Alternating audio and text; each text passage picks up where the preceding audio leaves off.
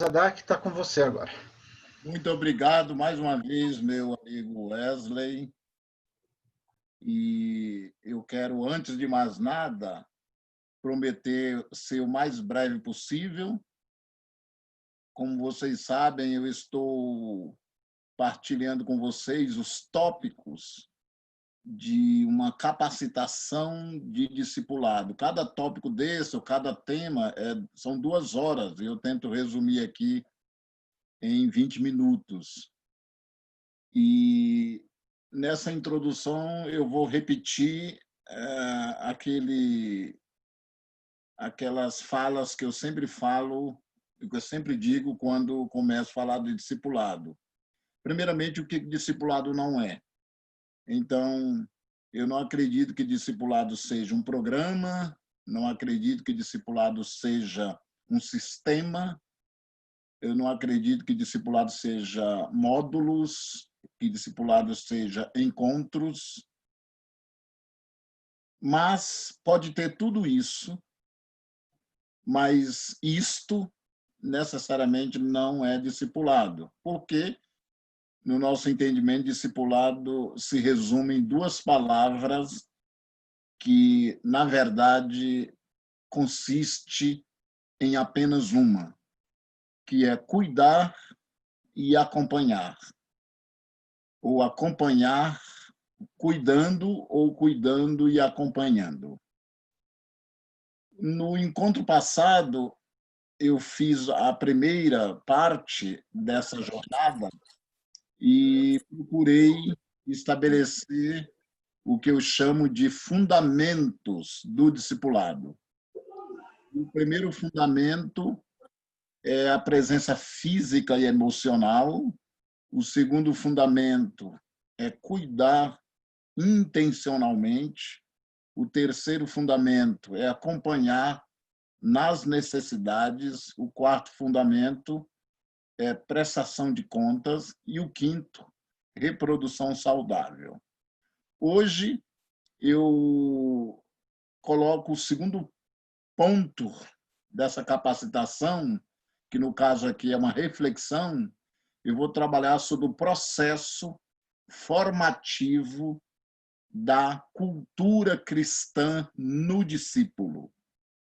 O processo formativo da cultura cristã no discípulo.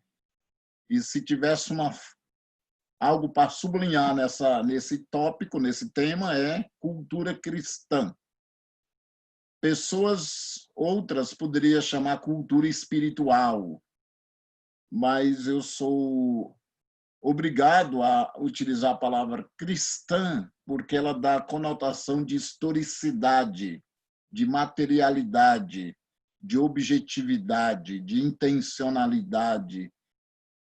E a palavra cristã está mais relacionada com a palavra cultura, sem deixar de ser espiritual. Mas antes de ler o texto, que é o texto referência para a nossa conversa hoje, apesar que teria inúmeros outros textos nas escrituras para ser usado, mas antes de ler, precisamos entender, e eu acho que vocês sabem melhor do que eu vou colocar aqui, o que é uma cultura.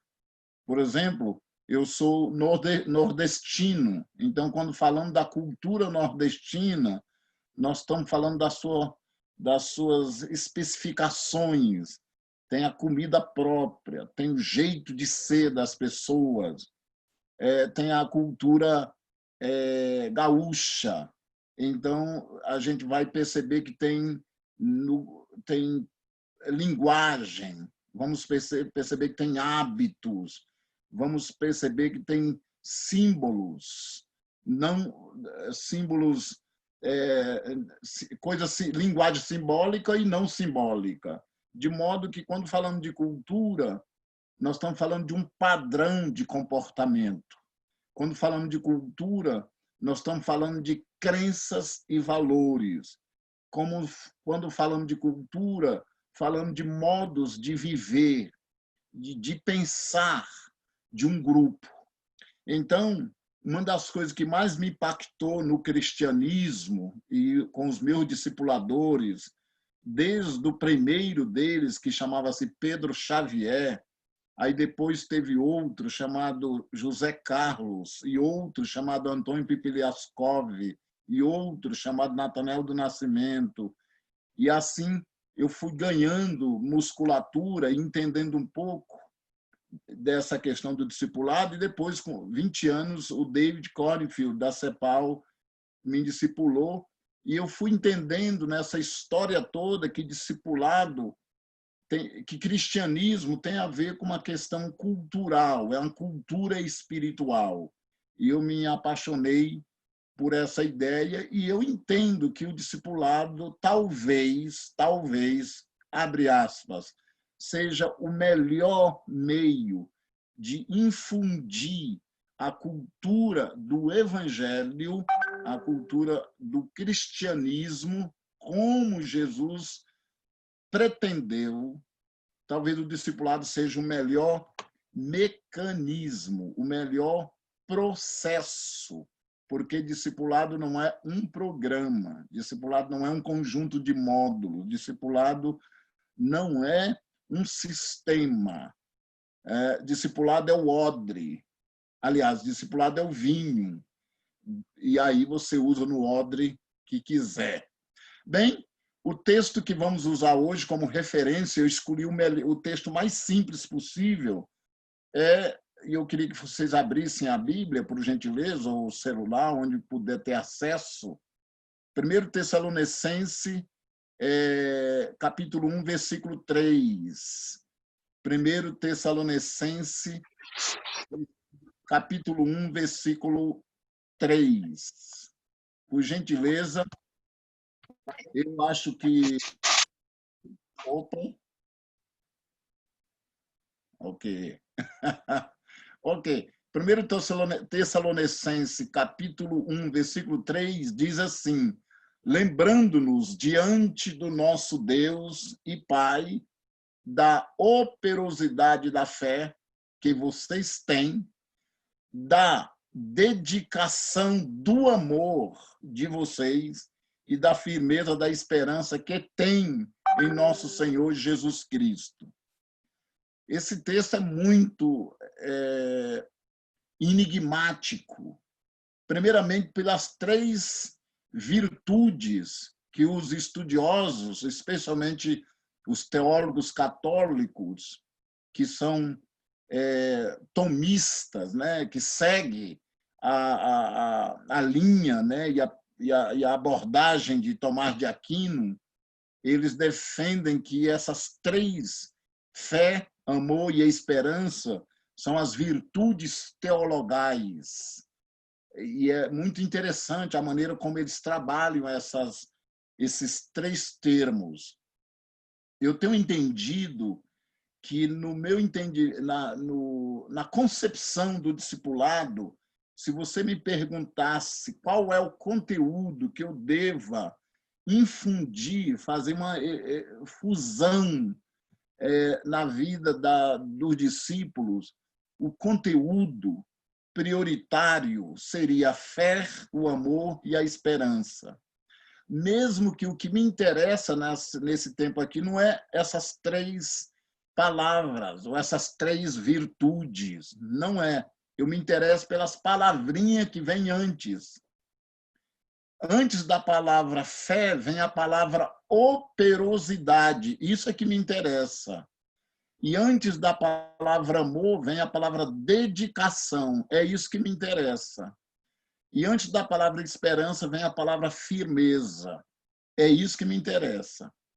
Então, se a gente fazer um breve retrospecto da carta aos Tessalonicenses, nós vamos verificar que Paulo mandou Timóteo discipular aquela igreja, conforme vimos na semana passada, no capítulo 3, e com base naquelas informações que Paulo recebeu de Timóteo, capítulo 3, versículo 6, que foi o relatório que Timóteo trouxe, foi que Paulo escreveu a carta. Então, basicamente, esse texto aqui vem depois do capítulo 3, em termos cronológico. para a gente entender que a jornada de um discípulo ela é crescente e ela se desenvolve de uma maneira dinâmica. Mas o que eu quero chamar a atenção de vocês, duas coisas para essas duas palavras, essas três palavras. Primeiro, é que quando você lê o texto, dá para perceber que essas três coisas já estavam na vida daqueles discípulos de Jesus. Pode olhar a expressão da operosidade da fé que vocês têm. Então, eles já têm essa fé. Eles não precisam desenvolver. E aí diz, da dedicação do amor de vocês. Então, eles já têm isso. E então o foco do texto não está nas virtudes, mas sim no subproduto, na cultura que é gerada a partir disso. E depois a firmeza da esperança. Então, eu queria resumir essa apresentação inicial das três palavras dizendo, pode ser que algum de vocês discordem, mas dentro do escopo de um trabalho de discipulado, faz muito sentido isso que eu vou estar dizendo. Por exemplo, a palavra fé, rigorosamente, conceitualmente, ela está relacionada ao passado, porque na fé não há subjetividade, a fé é concreta, a fé é objetiva, ela se baseia em fato. Então, quando diz o justo viverá pela fé, está falando de algo concreto.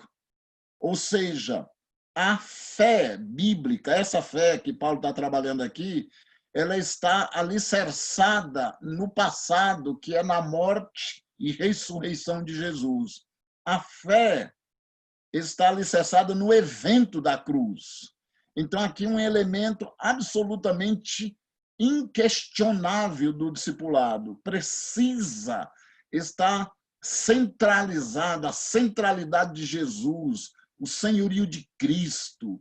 E isso é discipulado. Qualquer discipulado que eu possa fazer que não tem essa relação com a cruz, com o senhorio de Cristo, com a centralidade de Jesus, é qualquer coisa, menos discipulado. E aqui está o ponto, que talvez vai surgir algumas perguntas. A segunda palavra, que é o amor, tem relação com o presente, porque o amor implica num compromisso radical com o outro. Eu amo não pelo fato da pessoa me fazer aquilo ou isso, mas eu amo porque ela é pessoa, de tal modo que o amor é entrega, é doação, e nós sabemos disso. O amor é presente, o amor é aqui, o amor não está relacionado ao passado e nem ao futuro, ele se estabelece na existencialidade das relações, do cuidado e etc. E a esperança em relação ao futuro. Então, esse é o conteúdo que precisa ser trabalhado na vida de um discípulo. Como? Aí é outro detalhe. E nós vamos falar isso nos próximos tópicos, nas outras semanas. Mas, fundamentalmente, esse é o conteúdo. Eu não tenho que pressupor que a pessoa precisa ouvir 10, 15 lições de A ou B ou C ou D. Não é isso.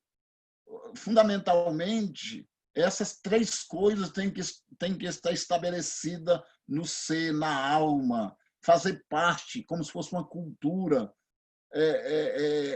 que se absolutiza na existência desse discípulo. Mas, como eu disse para vocês, o que nos interessa, fundamentalmente, não são essas palavras, porque para Paulo elas já existem. Quando o camarada é cristão, discípulo, a fé, o amor e a esperança tem que ser a identidade dele. Mas tem uma coisa que Paulo está elogiando a igreja.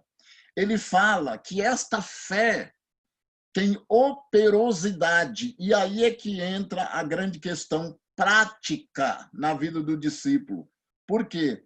Não é uma fé estática, Não é uma fé subjetiva, ela é ativa, ela é dinâmica, ela é funcional, ela é bem visível, ela se reproduz, ela tem cara, ela historifica-se, ela tem lastro. Então, é uma fé que tem jornada. E essa é a grande sacada da caminhada de um discípulo. Essa fé precisa operar, ela precisa se movimentar. E não tem nenhum espaço na igreja, a não ser um discipulado sério, para fazer isso de fato acontecer. E a segunda coisa é a dedicação. Olha que palavra bonita. A palavra dedicação fica muito claro que é um esforço incomum, mas não forçado. É algo que vem de dentro, que empurra para fora. É um empenho para o serviço do outro. Essa dedicação absurda passa efetivamente para negar-se a si mesmo. E esse negar-se a si mesmo é a síntese do que nós vimos ontem no livro, que não é pensar o mínimo de você e nem pensar o máximo de você, mas pensar não pensar em você. É isso que a síntese do livro de ontem é isso. Não é essa piração de Atmani, de massacrar você, de acachapar a existência. Não é isso. O amor é essa força que brutalmente nos impele e que nos remete ao outro e nos faz entregar por nada, só pelo fato de querermos servi-lo, dedicar-se.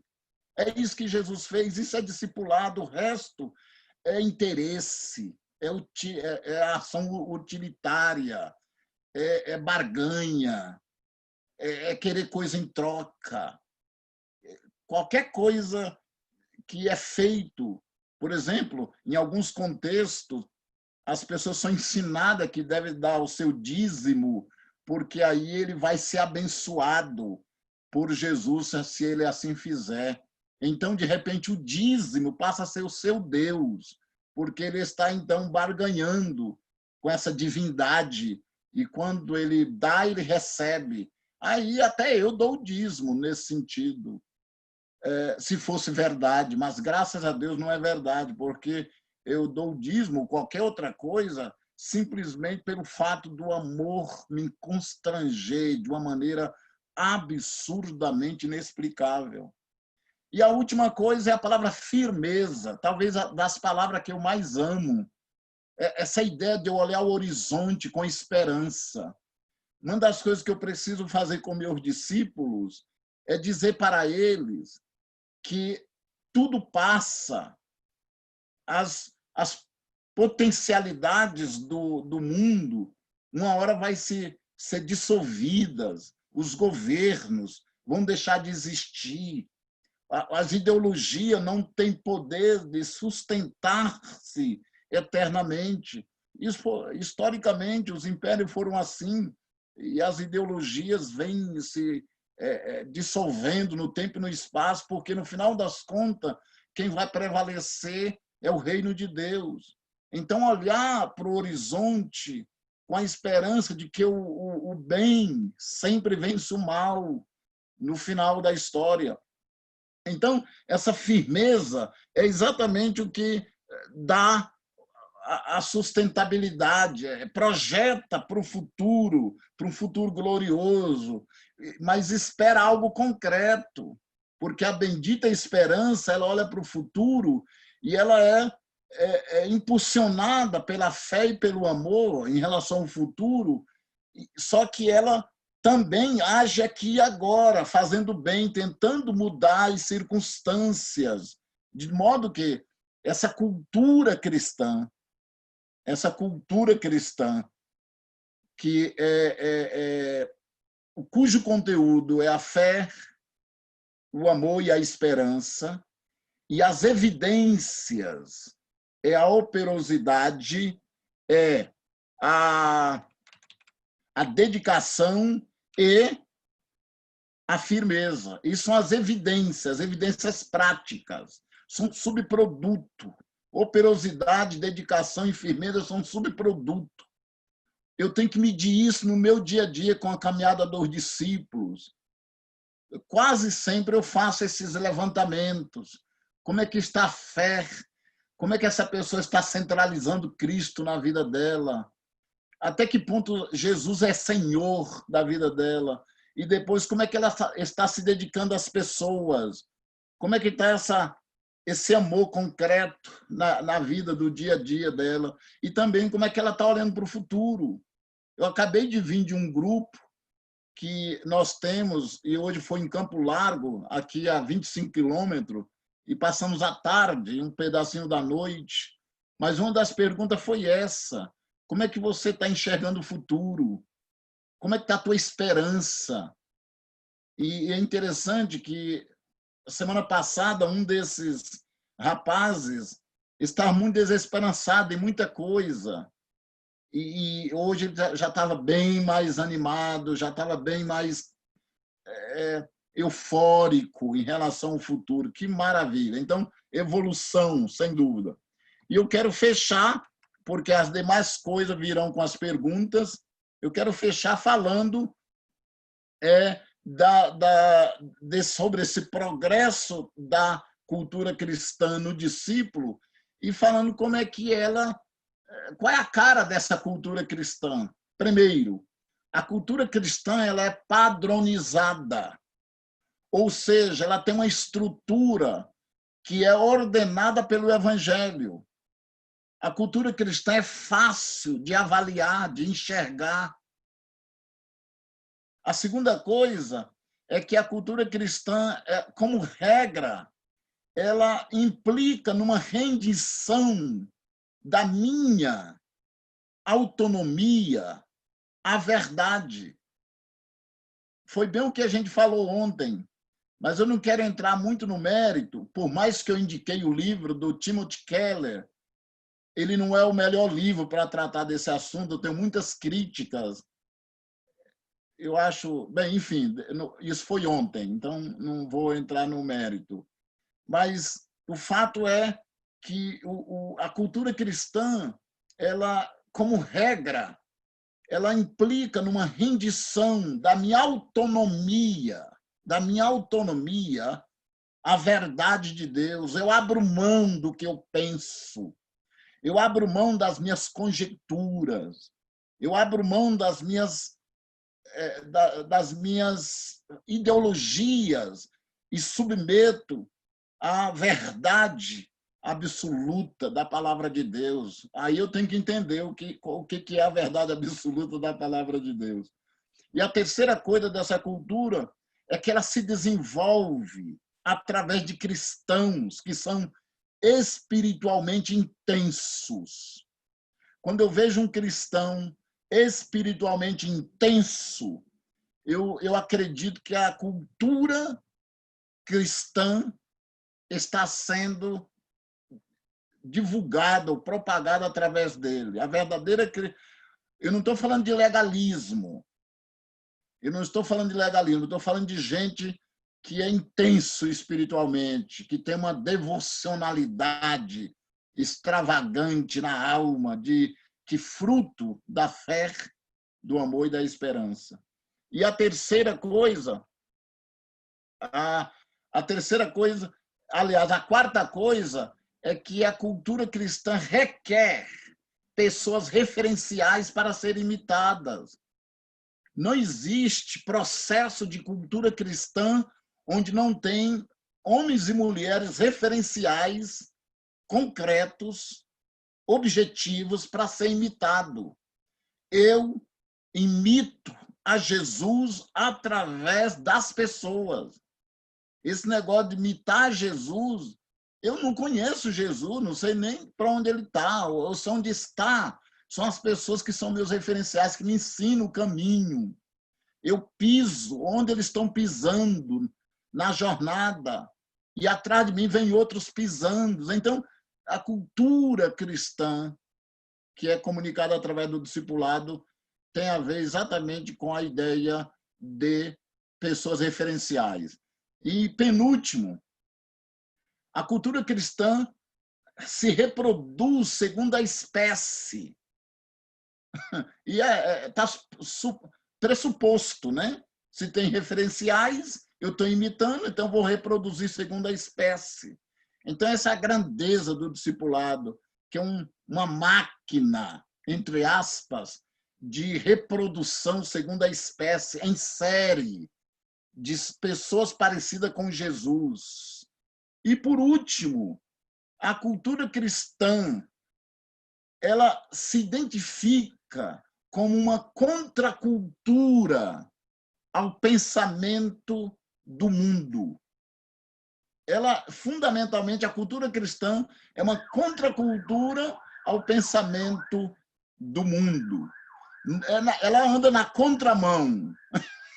Ela anda na contramão, na prática. E aí eu oro, depois de 25 minutos de fala. Senhor, eu quero te agradecer pelo fato de nós estarmos absolutamente conscientes de que a fé, o amor e a esperança são virtudes centrais do cristianismo. E quem nos dera vivenciar intensamente esses três valores, essas três virtudes, e que assim, se assim fosse, nós estaríamos, por conta da fé, operando com operosidade. Se assim fosse, como fruto do amor, estaríamos tendo uma dedicação extravagante do nosso ser. E se assim fosse, estaríamos com firmeza, como um subproduto da esperança. Senhor, nos ajude a sermos e fazermos discípulos que, de fato, vivenciam a cultura cristã, a cultura do Evangelho. É assim que oramos, é assim que cremos, e assim seja. Amém.